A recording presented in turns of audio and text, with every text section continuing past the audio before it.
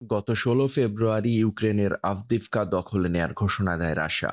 New York টাইমসের প্রতিবেদন অনুযায়ী ইউক্রেনের আভদিভকা দখলের পর সেখান থেকে অন্তত ১,০০০ ইউক্রেনীয় সেনাকে আটক করেছে রুশ বাহিনী। ওই প্রতিবেদনে বলা হয়েছে, প্রাণ বাঁচাতে নিজেদের হাজারো সহযোদ্ধাদের পেছনে ফেলেই পালিয়ে গেছে ইউক্রেনীয় বাহিনী। কৌশলগত দিক বিবেচনায় দনবাস অঞ্চলের সবথেকে গুরুত্বপূর্ণ শহরগুলির মধ্যে একটি হল আভদিভকা, যেখানে ইউক্রেনীয় বাহিনী গড়ে তুলেছিল ব্যাপক প্রতিরক্ষা। কারণ ১ দশক ধরে শহরটিকে যুদ্ধের জন্য প্রস্তুত করেছিল ইউক্রেন ও তার পশ্চিমা মিত্র দেশগুলো।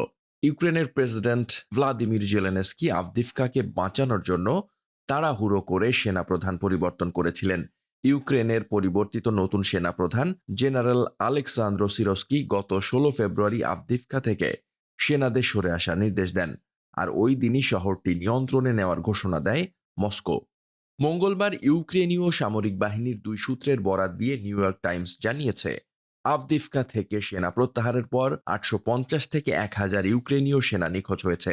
পশ্চিমা কর্মকর্তারাও এই সংখ্যাটিকে সঠিক বলে নিশ্চিত করেছেন। নাম প্রকাশ না করার শর্তে এক ইউক্রেনীয় সেনা জানান, আভদিভকা থেকে সেনা প্রত্যাহারের যে পরিকল্পনা ছিল তা ভালো ছিল না, যার কারণেই এত বেশি ইউক্রেনীয় সেনা ধরা পড়েছে। রাশিয়া শেষ সপ্তাহে যে গতিতে আভদিভকা দখল করেছে তার জন্য ইউক্রেন প্রস্তুত ছিল না। রাশিয়ার দখল অভিযানের গতি ধীর করতে এলিট ইউনিট মোতায়েন করা হলেও তা ব্যর্থ হয়েছে।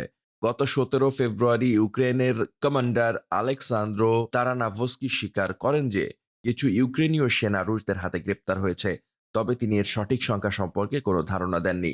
রাশিয়ার প্রেসিডেন্ট ভ্লাদিমির পুতিনকে আভদিভকা দখলের খবর দেওয়ার সময় রুশ প্রতিরক্ষা মন্ত্রী সের্গেই শойগু বলেন, এই শহরটি দখলে রুশ সেনাদের সামান্য ক্ষয়ক্ষতি হয়েছে। তিনি আরও বলেন, আভদিভকা থেকে ব্যাপক অস্ত্রশস্ত্র সহ উল্লেখযোগ্য সংখ্যক আহত ইউক্রেনীয় সেনাকে বন্দী করা হয়েছে। আভদিভকা থেকে ইউক্রেনের সেনা প্রত্যাহারকে বিশৃঙ্খলাপূর্ণ বলে আখ্যায়িত করেছে নিউ ইয়র্ক টাইমস। গণমাধ্যমটির ওই প্রতিবেদনে বলা হয়েছে, আভদিভকায় ইউক্রেনের যে বিপর্যয়কর ক্ষতি হয়েছে তা দেশটির সেনাদের ইতিমধ্যে দুর্বল হয়ে পড়া মনোবলকে আরও দুর্বল করবে।